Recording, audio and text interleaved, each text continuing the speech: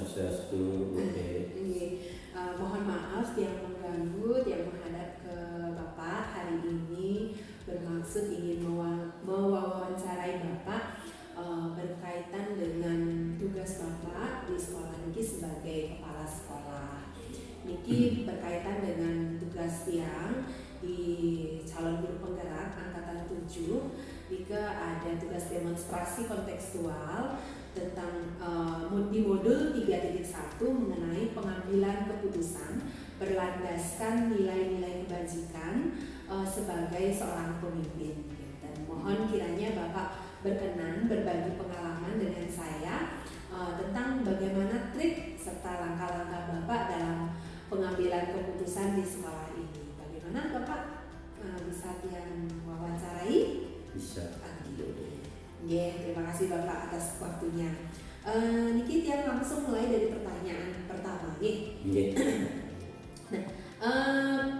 Selama Bapak menjabat sebagai kepala sekolah di sekolah Niki, pernahkah Bapak memiliki pengalaman, memiliki kasus yang membuat Bapak mengalami dilema karena dihadapkan pada dua pilihan, yang keduanya sama-sama benar? Pernah nggak Peter?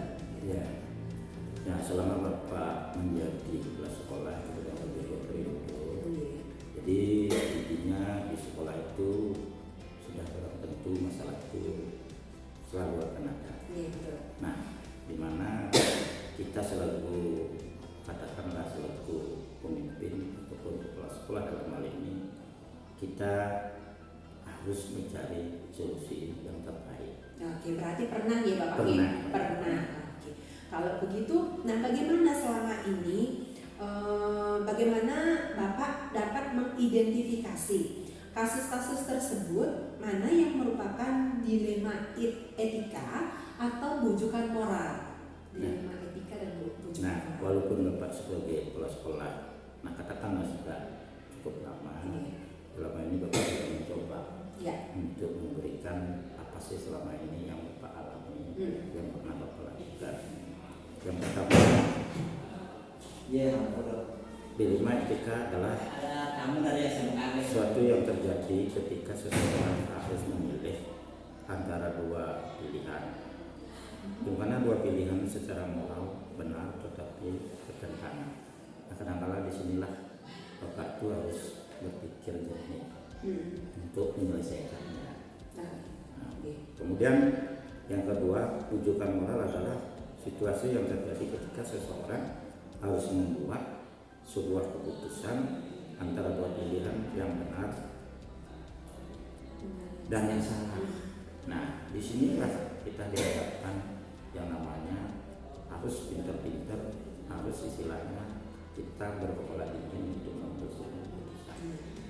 Nah, satunya misalnya di antara dua yang benar itu mana kira-kira yang memberikan dampak positif yang lebih kepada sekolah. Barangkali itu. Berarti harus berkepala dingin ya Pak, melalui pertimbangan ada keputusan itu baik. Bisa tidak menimbulkan gejolak. Terima kasih. Untuk pertanyaan selanjutnya Bapak, bagaimana Bapak selama ini menjalankan pengambilan keputusan di sekolah di SMP Negeri 3 Petang, terutama untuk kasus-kasus di mana ada dua kepentingan yang sama-sama benar atau sama-sama mengandung nilai kebajikan? Bagaimana nih caranya mengambil keputusan gitu? Nah, di sini Bapak langsung aja ke poinnya. Jadi pertama kita harus menganalisa ataupun menganalisis kasus tersebut berdasarkan kategori dilema etika antara lain. Di sini pertama ada kasus individu dengan masyarakat, jadi sudah jelas individu itu adalah perorangan, sedangkan masyarakat itu adalah sebuah kelompok ataupun komunitas masyarakat. Nah, di sini kita harus mempertimbangkan juga. Kemudian yang kedua, individual dan community. Ini juga perlu kita pertimbangkan lebih serius lagi. Kemudian yang berikutnya adalah rasa keadilan. Ketiga ada keadilan lawan rasa kasihan. Nah, di sini juga perlu berbicara keadilan rasa kasihan ini, kalau keadilan itu memang kita lebih banyak bertumpu kepada yang namanya keadilan itu kan tumpu kepada hukum, sedangkan perasaan itu lebih cenderung kepada individu sendiri. Mungkin Bapak punya perasaan lain, mungkin kalau berbicara tentang keadilan itu konteksnya adalah hukum. Nah sini perlu kita juga pertimbangkan. Nah kemudian barangkali itu. Jadi harus dianalisis dulu jenis dilematikanya. Oke. Bagaimana langkah-langkah atau prosedur seperti apa yang biasa Bapak lakukan selama ini? Langkah-langkahnya itu bagaimana? Ya sudah tentu di sini sesamping kita menentukan juga kita mengidentifikasi. Identifikasi ya, menentukan kasus tersebut apakah termasuk ke dalam dilema etika ataupun rujukan moral. Kan ini dua variabel, yang satu sama lain ini memang kita perlu kaji secara itu cermat. Barangkali itu kita tentukan dulu. Kemudian berikutnya, kalau kasusnya adalah rujukan moral, langsung saya memilih keputusan yang harus saya ambil dengan cepat. Tidak boleh itu. Terima kasih Bapak. Jadi harus dianalisis dulu ya Bapak. Kemudian hal-hal apa saja yang selama ini Bapak anggap efektif dalam pengambilan keputusan pada kasus-kasus dilema etika? Apa hal-hal yang efektif untuk membantu Bapak mengambil keputusan? Baik Ibu B, jadi kami juga berusaha untuk memberikan suatu penjelasan. Nah, menurut versi Bapak selama ini, pertama kalau kasusnya adalah dilema etika, terlebih dahulu saya melakukan identifikasi ataupun mengelompokkan permasalahan itu ke dalam bentuk kelompok tertentu, kemudian kategorikan dilema etika yang muncul. Setelah itu baru saya dapat menentukan keputusan. Jadi identifikasi dulu kasusnya itu, kemudian kita ambil yang mana kira-kira yang termudah dulu, berikutnya sampai ke sampai pengambilan keputusan. Baru kami bisa menyelesaikan sebuah keputusan. Kemudian sudah barang tentu itu harus bisa diterima mau tidak mau, karena sudah didasari dengan di awal itu adalah menentukan menjaring dulu pesawat tersebut. Identifikasi dulu. Baik, selanjutnya Bapak, hal-hal apa saja yang selama ini merupakan tantangan dalam pengambilan keputusan pada kasus-kasus dilema etika? Tantangannya bagaimana? Tantangan yang Bapak hadapi selama ini? Jadi berbicara tantangan atau katakanlah di sini penghambat, mungkin kan itu kan tantangan juga. Nah di sini tantangannya adalah di dalam pengambilan sebuah keputusan pasti ada konsekuensi ataupun akibat yang akan ditimbulkan oleh keputusan yang kita ambil. Jadi kita harus siap dengan itu. Keputusan yang kita ambil itu kita tidak boleh lari dari kenyataan. Harus bertanggung jawab. Baik terhadap lembaga yang ada maupun instansi yang lain yang terkait dengan sekolah yang harus dipertanggungjawabkan. Baik, kemudian apakah Bapak memiliki sebuah tata cara atau jadwal tertentu dalam sebuah penyelesaian kasus dilema etika? Nah, apakah Bapak langsung menyelesaikannya di tempat atau memiliki sebuah jadwal untuk menyelesaikannya? Bentuk atau prosedur seperti apa yang Bapak jalankan? Nanti langsung selesaikan di tempat kejadian atau perlu waktu ataupun jadwal yang tersendiri untuk menyelesaikan itu? Nah ini kita menimbang kasusnya itu, kalau memang itu tidak terlalu prinsip, tidak terlalu fatal, memang itu kasusnya bisa diselesaikan di sekolah, ya kita selesaikan di sekolah. Tetapi misalnya kalau kasusnya itu menyangkut misalnya kontennya dengan hukum, kontennya dengan yang lain, itu tentu Bapak harus lebih banyak berpikir dulu. Sehingga dalam pengambilan keputusan ini tidak perlu lebih bagus kita itu cermati dulu ketimbang kita terus nanti hasil yang kita ambil itu, keputusan yang kita ambil itu akan memberikan dampak yang sangat tidak bagus bagi kepentingan sekolah maupun kepentingan masyarakat. Oke, berarti Bapak cermati dulu kasusnya seperti apa nanti sesuai dengan pengalaman yang Bapak lakukan selama ini. Terima kasih. Nah kemudian adakah nih seseorang atau faktor-faktor yang selama ini mempermudah atau membantu Bapak dalam pengambilan keputusan dalam kasus-kasus dilema itu, Pak? Seseorang nih Bapak? Iya. Adakah yang membantu begitu? Dalam hal kegiatan tertentu, Bapak selaku kepala sekolah itu kan mungkin bisa berdiri sendiri. Di sini akan ada yang namanya di sini adalah warga sekolah. Nah, sudah tentu warga sekolah di sini salah satunya yang paling banyak memberikan adalah terutama guru-guru yang Bapak tugaskan untuk pelatihan dan seterusnya, mengikuti misalnya guru penggerak itu akan selalu melaksanakan koordinasi jika kasus tersebut berhubungan dengan komite sekolah atau dinas-dinas pendidikan, termasuk dengan lembaga-lembaga lain yang erat sekali hubungannya dengan sekolah sendiri. Mungkin dalam hal ini di samping pendidikan juga kita mengadakan bersama dengan Polsek Polres di tingkat kecamatan maupun di tingkat kabupaten. Berarti yang bisa mengerti itu Bapak berarti mengajak warga sekolah nih kalau untuk sama-sama duduk bersama untuk menyelesaikan kasus ini. Bila diperlukan Bapak mungkin bisa meminta pertimbangan dari organisasi lain gitu Bapak ya. Nah kemudian dari semua hal yang telah Bapak sampaikan tadi, pembelajaran apa nih yang Bapak dapat petik dari pengalaman Bapak selama ini dalam mengambil keputusan dilema etika? Pengalamannya sekarang mungkin bisa Bapak bagi. Bapak mendapatkan suatu masukan terutama dari guru penggerak yang dalam hal ini kita tugaskan sebelum guru penggerak pertama, mungkin Bu Nade sendiri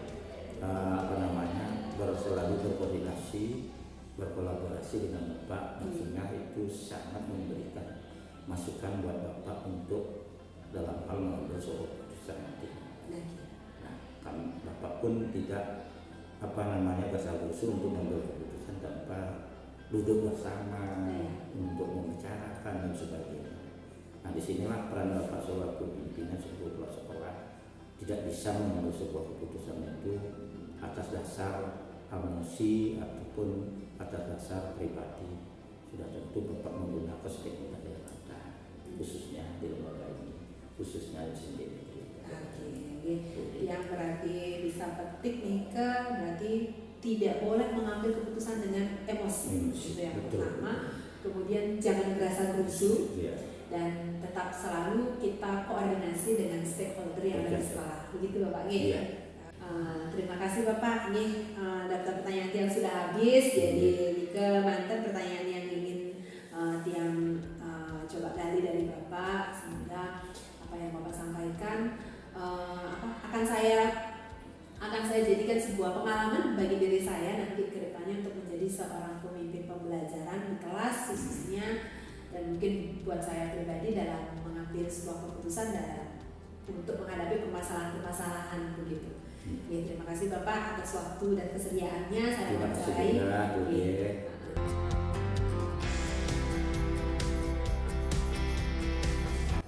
Om Swastiastu Bapak. Om Swastiastu. Mohon maaf yang mengganggu. Memperkenalkan diri dulu Tiang. Nama Tiang Imade Sutiari. Tiang adalah calon guru penggerak angkatan 7 dari SMP Negeri 3 Petang. Sebelah ya. Kehadiran Tiang ke sini ingin bermaksud mewawancarai Bapak berkenaan dengan tugas saya pada pendidikan guru penggerak untuk demonstrasi kontekstual Ya. modul 3.1, yaitu pengambilan keputusan berlandaskan nilai-nilai kebajikan sebagai seorang pemimpin. Dan bagaimana yang mohon perkenan Bapak untuk bisa berbagi pengalaman dengan saya, bagaimana trik-trik serta langkah-langkah Bapak dalam mengambil suatu keputusan yang melibatkan suatu dilema kita. Bagaimana? Diperkenankan Pak? Oke. Terima kasih, Sebelumnya, Bapak. Iya. sebelumnya Bu Made, Nggih. ya ucapkan selamat datang Nggih. ya, di sekolah kami SMP Negeri 2 Petang. Iya. Begini keadaannya, Nggih. ya mungkin Ibu sudah tahu ya. Dokumen tentang sini Gitu, SMP 2, ya, Bapak. dokumen tentang sini beginilah keadaan kita. Iya. Iya. Kalau dibilang apa namanya masalah sekolah, sebenarnya sekolah sudah dibangun tahun 1987. Nggih. Ya, 87 berarti sekolahnya belum pernah apa, berganti Nggih. atau betulnya belum pernah dirubah, Nggih. sehingga kayaknya bangunan itu sudah tua. Iya. Ya, pertama adalah di ruang belajarnya. Kemudian saya minta maaf ya untuk apa penerimaannya Nggih. yang mungkin belum ada minuman. Iya. yang merepotkan Bapak. Atau sepertinya saya harus membuatkan minuman. Nggih, nggih. Nggih, bisa langsung nih kan Bapak? Oke, Ibu Made, silakan. Nggih. Apa yang Bu Made mau tanyakan nanti setiap yang saya katakan tadi, ya jawabannya mungkin tidak bisa. Iya, terima kasih Ya. Bapak. Nggih. Nggih. Puniki Bapak, selama Bapak menjabat nih sebagai kepala sekolah di SMP Negeri 2 Petang, pernahkah Bapak memiliki pengalaman dalam menghadapi kasus yang membuat Bapak itu mengalami dilema karena dihadapkan pada dua pilihan, yang keduanya Nike sama-sama benar? Oh, gitu. Ya, sebelumnya Bu Made sudah ketahui juga karena saya diangkat di sini per 2021, berarti saya sebagai kepala sekolah berjalan 1 tahun. Ya. Masalah dilema apa perilaku, ya dilema perilaku daripada stakeholder yang ada di sini, kita warga sekolah, termasuk teman-teman guru, teman-teman pegawai dan juga siswa. Ya, Silakan, buat Pak. silakan. Dan teman-teman guru, teman-teman pegawai atau siswa sekalipun. Mana? Itu ya. Siswa sekalipun, karena saya di rumah juga berprofesi sebagai pemangku, jadi sudah otomatis cara untuk menyelesaikan masalah itu adalah mengambil kebijakan yang sebijak-bijaknya. Ya, sebijak-bijaknya gimana kita tuh agar di satu sisi atau pihak yang satu dengan pihak yang kedua itu tidak menimbulkan permasalahan baru, ya. Tidak menimbulkan permasalahan baru. Maksudnya adalah nanti si A benci dengan Bapak, dengan saya, si B benci dengan saya karena gara-gara kita tuh tebang pilih atau tidak adil dalam memutuskan suatu permasalahan. Ya. Bagaimanapun sifat permasalahan itu kita harus cari dulu akar masalahnya. Di mana akar masalahnya, ada di kesalahan di mana. Cuma dengan kita ke dokter, begitu ya, ke dokter kita kan di sana diagnosis jadi sakit kita apa. Setelah diketahui sakitnya, obat apa yang cocok kan gitu. Ya. Sama juga di sekolah kita kan harus juga gitu. Ya. Berarti pernah ya Bapak ya? Ya. Pernah berarti. Ini bagaimana nih cara Bapak untuk mengidentifikasi kasus-kasus tersebut, manakah yang merupakan dilema etika dan atau bujukan moral? Bagaimana caranya nih Bapak? Ya. Kalau terkait dengan masalah dilema etika dan dilema bujukan moral Bapak. bujukan moral tadi, ya menurut yang seperti apa yang saya katakan tadi kan, kita harus mencari akar masalahnya. Ya, akar masalahnya di mana, kemudian yang mana merupakan dilema etika dan bujukan moral. Jadi kita harus tahu dulu permasalahan mana, permasalahannya apa, kemudian kenapa kita bisa identifikasi daripada masalah itu dalam merupakan etika dan mana merupakan bujuk moral. Jadi kita kan dari perilaku daripada keduanya. Oke. Ya. Berarti Perilaku daripada keduanya. Kalau perilakunya seperti ini termasuk melanggar etika. Ya. Kalau perilaku seperti ini, berarti ini adalah moral. gitu. Berarti ini dari akar permasalahannya Iya, berarti. kita cari akar masalah. Baik Bapak, terima kasih. Kemudian selanjutnya Bapak, bagaimana Bapak menjalankan pengambilan keputusan di sekolah ini, terutama untuk kasus-kasus di mana ada dua kepentingan yang sama-sama benar atau sama-sama mengandung nilai kebajikan. Iya. Nah, bagaimana triknya itu? Oke, terima kasih Bu Ade. Kalau trik kita satu, karena kita ini namanya lembaga gitu. Terdiri dari yang namanya satu organisasi kan ada anggotanya. Jadi kita dalam setiap mengambil keputusan itu kita pasti mencari surat terbaiknya, mencari keputusannya bersama. Apa yang kita harus ambil? Kalau memang itu adalah merupakan harus dibutuhkan pendapat daripada orang lain. Ya, kalau memang bisa saya putuskan sendiri. Ya, dari analisa itu kita kan saya aja yang memutuskan. Tapi kalau memang tidak bisa saya putus sendiri, saya pasti mengajak teman-teman untuk remuk. Ya, remuk gimana caranya memutuskan masalah seperti ini supaya nanti tidak ada ketersinggungan. Ya, terutama tersinggungan terhadap pelaku, kemudian tersinggungan terhadap keluarganya. Oke. Yeah. Jadi berarti Bapak juga dalam pengambilan keputusannya itu sebelumnya harus mengambil keputusan dengan suara terbanyak melalui rapat berarti Bapak nih. Rembuk dengan teman-teman. Ya, apalagi ada yang misalnya ada yang teman-teman yang memang yang memiliki komponen big daripada saya. Ya pasti saya minta pendapat. Ya, pendapatnya, urun rembuknya. Terima kasih Bapak. Ya. Baik. Selanjutnya Bapak, langkah-langkah atau prosedur seperti apa yang biasa Bapak lakukan selama ini untuk pengambilan keputusannya selain melalui rapat itu mungkin apalagi mungkin Bapak melakukan pengujian terhadap keputusan itu atau bagaimana? Langkah-langkahnya. Langkah-langkahnya adalah kalau kita mengambil keputusan untuk memutuskan suatu masalah yang dilemahnya hampir sama. Betul. Yang hampir sama, yang mana kita harus diputuskan masalah, yang mana kita putuskan tidak bersalah. Dia tidak mengakibatkan penyesalan begitu bagaimana kita salah memutuskan. Kita harus identifikasi dulu supaya dalam pengambilan keputusan itu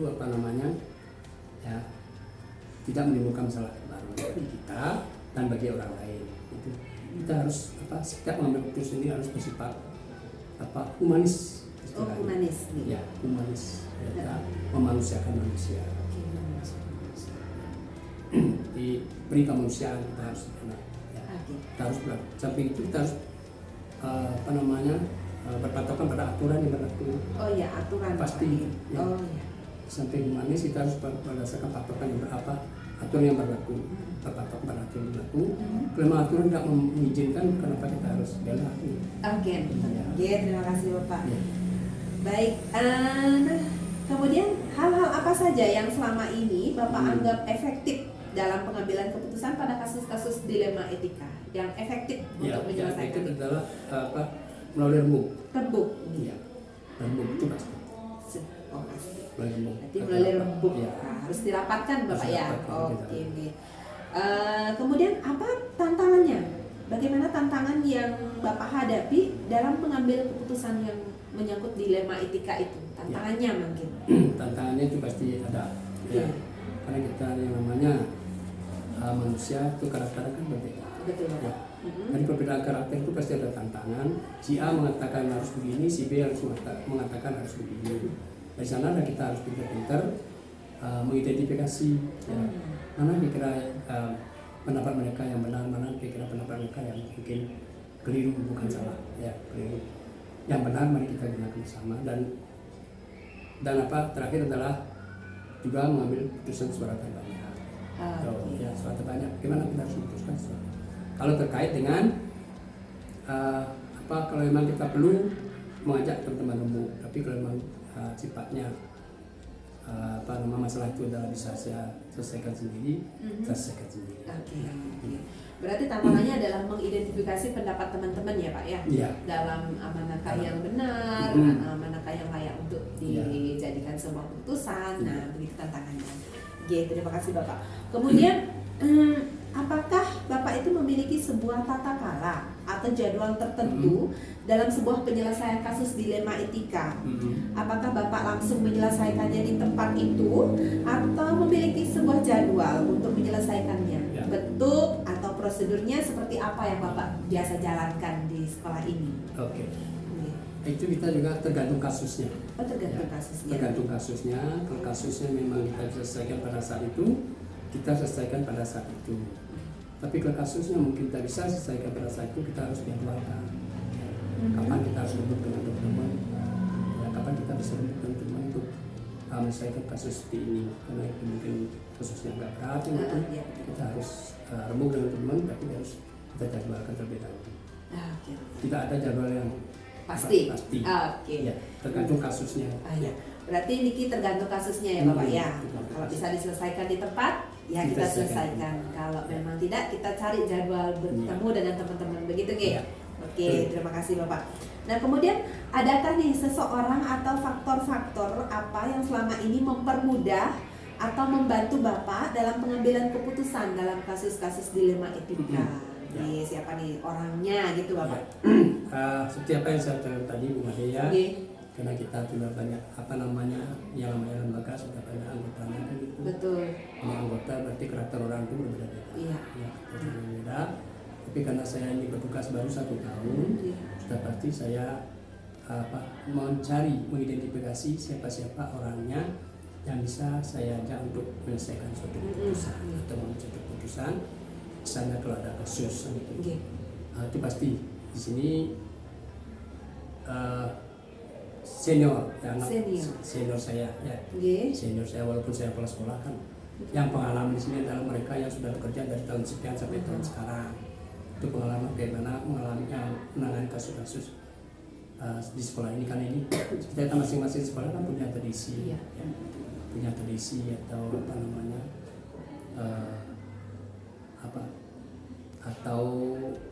perilaku yang sudah berlaku lama di sini. Bagaimana kita harus mengambil suatu keputusan, bagaimana kita mengidentifikasi masalah supaya dapat nanti kita cari pokok permasalahannya apa, cara penyelesaian apa, itu kita pasti cari guru senior. Karena saya kan dapet apa yang tadi baru setahun Bapak. Jadi Bapak tetap dengan kerjasama dengan guru-guru senior, dengan teman-teman yang apalagi yang sudah lama bekerja di sini, baru berdiri masih di sini kan jelas memiliki pengalaman yang banyak tentang sekolah ini. Dia tahu bagaimana karakter dan lain sebagainya. Terima kasih. Karakter anak-anak di sini, karakter teman-teman yang sudah. Betul. Saya sekarang sedang masih mempelajari karakter teman-teman baru 1 tahun. Masih mempelajari. Kemudian yang terakhir nih Bapak dari semua hal yang telah Bapak sampaikan tadi, pembelajaran apa yang bisa Bapak petik dari pengalaman Bapak mengambil keputusan dilema etika? Pembelajaran yang Bapak dapatkan. Pembelajaran saya dapatkan adalah di mana saya pribadi di sini mengambil suatu keputusan itu tidak harus gegabah. Tidak gegabah, saya pasti meminta pendapat dari teman-teman.